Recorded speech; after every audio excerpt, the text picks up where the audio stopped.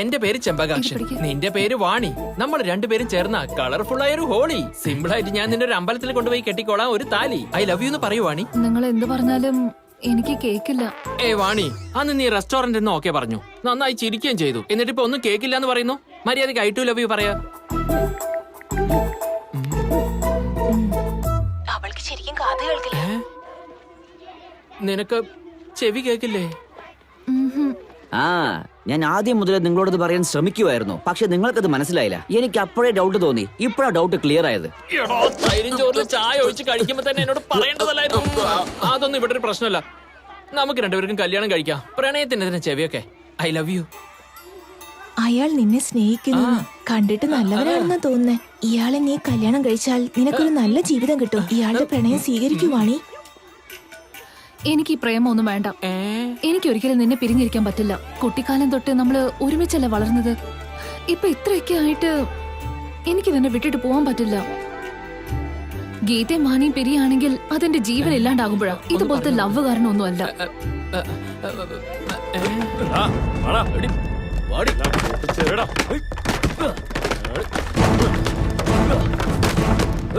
എന്താടി ഈ സ്ഥലം കാലി ഞാൻ പറഞ്ഞ നീ കേക്കില്ല അല്ലേ? നിനക്ക് അത്ര അഹങ്കാരായോ?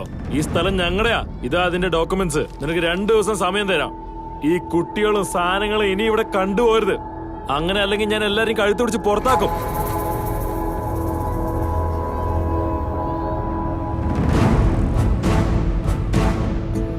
ഞങ്ങളുടെ ജീവൻ ഇല്ലാണ്ടായാലും ഈ സ്ഥലം വിട്ട് ഞങ്ങൾ പോവില്ല. കുട്ടികൾക്ക് ഒരു പ്രശ്നം ഉണ്ടാവാൻ സമ്മതിക്കില്ല. അപ്പൊ നിങ്ങൾ തട്ടിയാലേ ഈ സ്ഥലം കാലിയാവും. നിങ്ങളെന്താ ഈ വാണിക്ക് ആരുമില്ലെന്ന് വിചാരിച്ചോ? ഞാനുണ്ട് ഇവിടെ. സാറേ, സംസാരിച്ച പോരാ, മുന്നോട്ട് ചെന്ന് കാണിക്കുന്നേ. ആദ്യം പോന്നേ. അത് വേണോ? വേണമെന്നേ. ഇവരുടെ കൂടെ ഇപ്പൊ ഞാനുണ്ട്. എന്നെ മറികടന്ന് ആർക്കെങ്കിലും പോവാൻ പറ്റണെങ്കിൽ പോയിക്കോ. ഇവന്റെ ഒക്കെ ഗെറ്റപ്പ് കാണുമ്പോ എനിക്ക് ചിരിയാ വരുന്നത്. ഇപ്പൊ വേണ്ട, വിട്ടേക്കാം. ഇവര് കാലി ഇതില്ലെങ്കിൽ അപ്പൊ നമുക്ക് നോക്കാം. വാടാ. ശരിയെണ്ണ.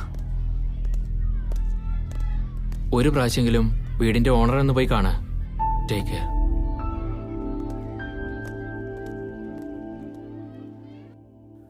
ആ റൗഡികളോട് മത്സരിക്കാനുള്ള ശക്തിയൊന്നും എനിക്കില്ല. ഇതുവരെ ഈ ആശ്രമം നീയല്ലേ നടത്തിക്കൊണ്ടിരുന്നേ. അത് മാത്രമല്ല, ഈ അനാഥരായ കുഞ്ഞുങ്ങൾക്ക് വേണ്ടി നീ നിന്നാലാവുന്ന കാര്യങ്ങളെല്ലാം ചെയ്യുന്നുണ്ട്. ഈ കാര്യത്തില് എങ്ങനെയായാലും കമ്മീഷൻ വാങ്ങി നിങ്ങളെ ഹെൽപ്പ് ചെയ്യാന്ന് വിചാരിച്ചതാണ് ആ കോർപ്പറേറ്റ് ആൾക്കാര്. മെനിഞ്ഞാന്ന് വരെ സംരക്ഷണം വേണമെന്ന് പറഞ്ഞു. ഇപ്പൊ താമസിക്കാൻ വീട് വേണമെന്ന് പറയുന്നു. നിനക്കൊരു കാര്യം അറിയോ? വീട്ടിന്റെ വില 2 കോടി രൂപയാണ്. എന്റെ കമ്മീഷൻ 20%, അതായത് 40 lakhs. ഉണ്ടോ നിന്റെ കയ്യിൽ? ഉണ്ടെങ്കിൽ നീ ഇങ്ങോട്ട് വരില്ലായിരുന്നു. ഏതെങ്കിലും ചെറിയ വീട് നോക്കിയേനെ. ശരി, നിനക്ക് വേണ്ടി ഞാൻ പകുതി കുറയ്ക്കാം. കാശില്ല, പക്ഷെ ജോലി മാത്രം നടക്കണം. ഞങ്ങൾ സത്യം പറഞ്ഞാൽ പേപ്പർ എടുത്ത് എഴുതി വെച്ചിട്ട് വലിച്ചെറിഞ്ഞേച്ചു പോവും, അല്ലേ? ഈ നോട്ടത്തിൽ കുറച്ച് റൊമാൻസ് മിക്സ് ചെയ്ത് ഒരു രാത്രി എന്റെ കൂടെ കൂടിയാലുണ്ടല്ലോ, നീ ചോദിച്ച പ്രോപ്പർട്ടി നിനക്ക് കിട്ടും. എന്താ, വിശ്വാസായില്ലേ? ദേ നോക്ക്, നിനക്ക് ആവശ്യമുള്ള ഡോക്യുമെന്റ്സ്. ഈ ഡോക്യുമെന്റ്സും വെച്ചോ. അതോടൊപ്പം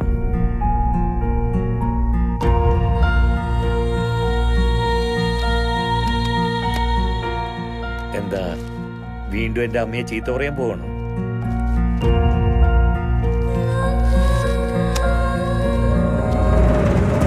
അവനെന്തിനാ നിങ്ങളോട് വരാൻ പറഞ്ഞ? അപ്പൊ നിങ്ങൾ എന്തിനാ അഡ്രസ് വാങ്ങിച്ചേ? നിങ്ങൾ അയാളെ കാണാൻ പോയിരുന്നോ? നിങ്ങൾ ഉത്തരം പറയുന്നില്ലെങ്കിൽ നിങ്ങൾ ഇവിടെ പോയെന്നല്ലേ അർത്ഥം? ചേച്ചേ, അവരെ കണ്ടാൽ അറിയില്ലേ അവരങ്ങനെയുള്ള സ്ത്രീയല്ലെന്ന്? അതൊക്കെ എനിക്കറിയാം, പക്ഷെ കുട്ടികളോടുള്ള സ്നേഹം കൊണ്ട് തെറ്റ് ചെയ്ത് കാണുമെന്ന് വിചാരിച്ചു. നിർത്തുന്നുണ്ടോ? നിങ്ങളെ എല്ലാരെയും അടിച്ചു നോർക്കും ഞാൻ. ഒന്നും മിണ്ടാതിരിക്കെ. ഗീത, നീ പോയില്ലല്ലോ.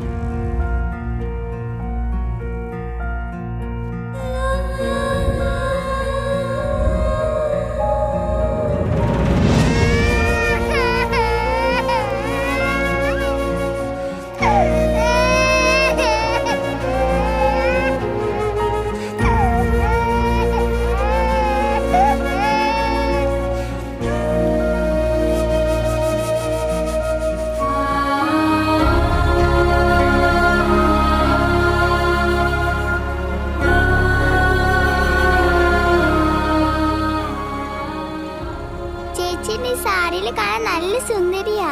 എന്നെ അമ്മയെ പോലെ ഉണ്ട് കാണാൻ. ചേച്ചി, നമ്മൾ ഈ സ്ഥലം ഉപേക്ഷിച്ച എവിടേക്കാ ചേച്ചി പോവുക? എവിടേക്ക് പോകുന്നേ? ഞാനും കൂടെ വരാം. 2 ബിസ്ക്കറ്റ് ഇതാ.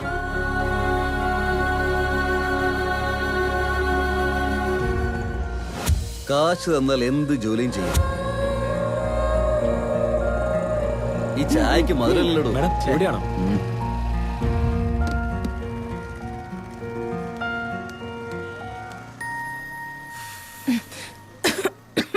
ഇതിഷ്ടല്ല എനിക്ക് കളഞ്ഞേക്കാം.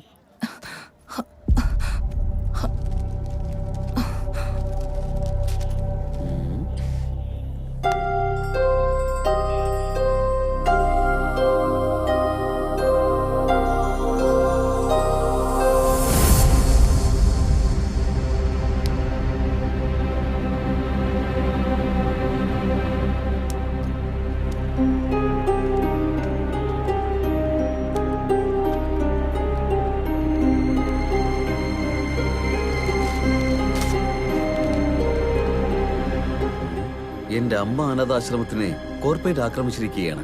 ഞങ്ങളുടെ ആശ്രമം വേണമെന്നുണ്ടെങ്കിൽ ഗസ്റ്റ് ഹൗസിലേക്ക് വരണമെന്ന്. ഹെൽപ്പ് ചെയ്യണം പ്ലീസ്. ഓക്കെ, പക്ഷെ കുറച്ച് ചെലവുണ്ട്. അത് എത്രയാണെന്ന് വെച്ചാൽ അവിടെ എത്ര പേര് ഇരിപ്പുണ്ടോ അതിനനുസരിച്ചായിരിക്കും പേയ്മെന്റ്. പണി തീർന്ന ഉടനെ പറയാം.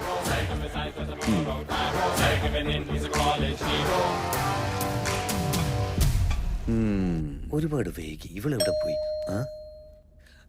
വന്നാ തോന്നുന്ന. കമ്മിങ്. വെൽക്കം. നീ ആരാടാ? അങ്ങോട്ട് മാറിക്കടാ. എന്ത്? ചെന്ന് കോർപ്പറേറ്റുകാരനെ വിളിച്ചോണ്ട് വാ. ഞാനാടോ അത്? താനോ? അപ്പോ തീപ്പെട്ടിതാ. തീപ്പെട്ടിയോ? കോർപ്പറേറ്റ് എന്ന് പറഞ്ഞിട്ട് ആൾക്കാരോട് ഇത്ര പോലും കോർപ്പറേറ്റ് ചെയ്യില്ലേ? ഓ, പൂജ നടക്കുന്ന സമയത്ത് കരടിയെ പോലെ. തീപ്പെട്ടി എടുത്തോണ്ട് വാടാ. ഓ ശരിയാണോ? അല്ല, ഇതെന്താ കോട്ടിട്ടില്ലെങ്കിൽ ഇങ്ങനെ നിർത്തിയാണ് സംസാരിപ്പിക്കുന്നത്? നിന്നിട്ട് എന്തിനാ സംസാരിക്കുന്നത്? വരൂ, ഇരിക്കൂ. ഈ സമയത്ത് വലിഞ്ഞു കയറി ഇരിക്കും. ഇതാ സാർ.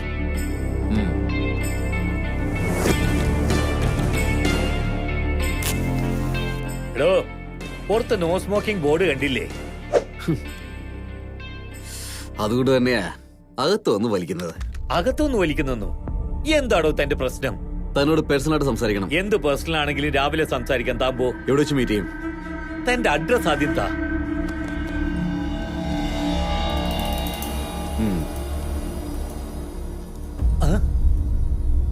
അവൾ അയച്ച ആളാണോ ഇവൻ? ഇവന്റെ കഥ ആദ്യം തീർക്കാം. എടാ, ഇവനൊന്ന് അടിച്ചു ഒതുക്കടാ. വാടാ, വന്ന് അടിച്ചു നോക്ക്.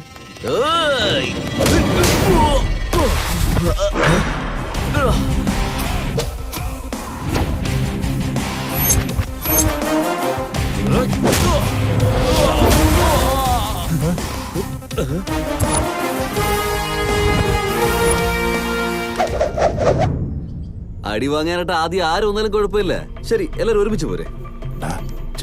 ഞാൻ പോവില്ല, നീ വയ്ക്കും. ശരിയടാ, നിങ്ങൾക്ക് വേണ്ടി ഞാൻ തന്നെ ഒരു പടി ഇറങ്ങി വരാം. അതൊക്കെ അല്ലേ?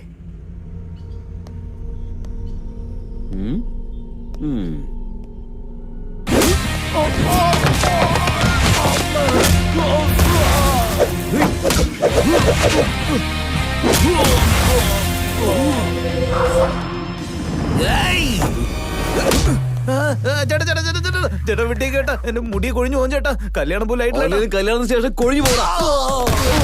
നീ എന്താ അടിക്കുന്ന മുമ്പ് വീണത്? ചേട്ടാ അടിച്ചതിന് ശേഷം എന്തായാലും വീണല്ലോ. എന്റെ ലോജിക്ക് എനിക്ക് ഇഷ്ടപ്പെട്ടു.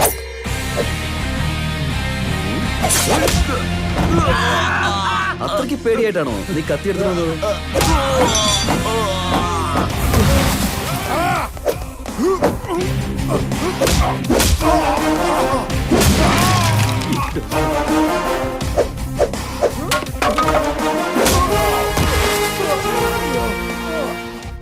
ഇതാ ഡോക്യുമെന്റ്സ്. ഡോക്യുമെന്റ്സ് തന്നിട്ട് എന്തിനാ അടിക്കുന്നത്? ഡോക്യുമെന്റ്സ് എടുത്തത് കൊണ്ട്. പോയിട്ട് വരാവേ. പോയിട്ട് വരണമെന്നില്ല.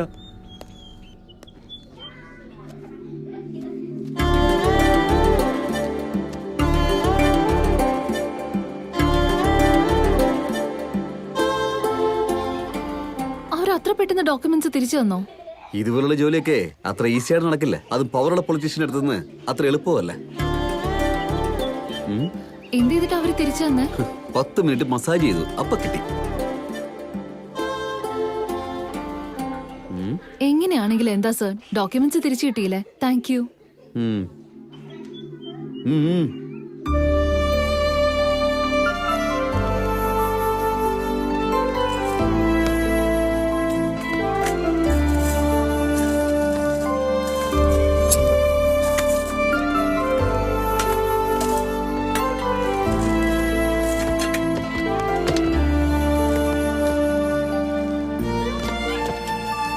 എന്താ ഇത്? ഞാൻ ഈ ചില്ലറയ്ക്ക് വേണ്ടിയാണ് ഇത്ര നേരം കഷ്ടപ്പെട്ടത്.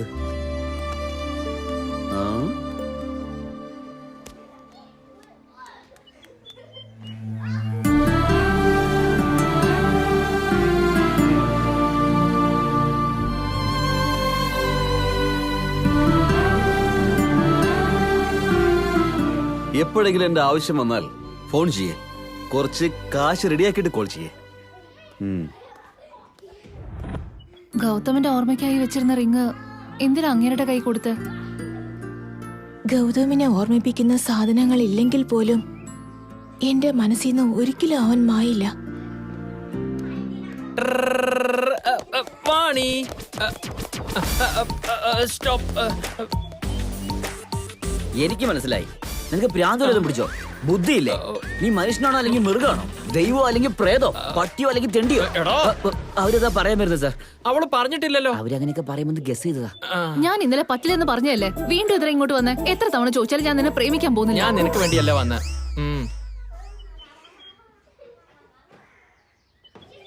അപ്പൊ എന്തിനാ വന്നേ? ഒരു 10 പേർക്ക് ഉപയോഗപ്രദമായ ഒരു ഡോക്യുമെന്ററി എടുക്കണമെന്ന് വിചാരിച്ചു. അതിൽ നിങ്ങൾ രണ്ടുപേരും അഭിനയിക്കുകയാണെങ്കിൽ നിങ്ങളുടെ ആശ്രമത്തിന് നല്ല fund വാങ്ങിച്ചേരാം.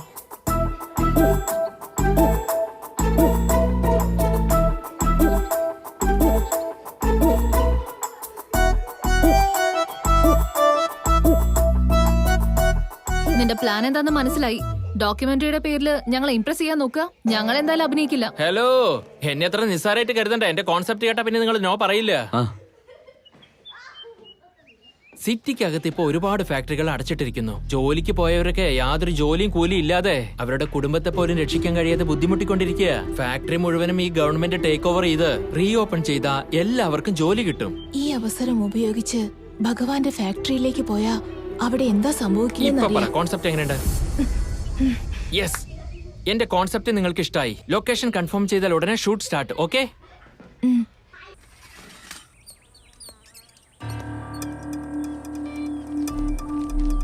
Madam, shot ready madam.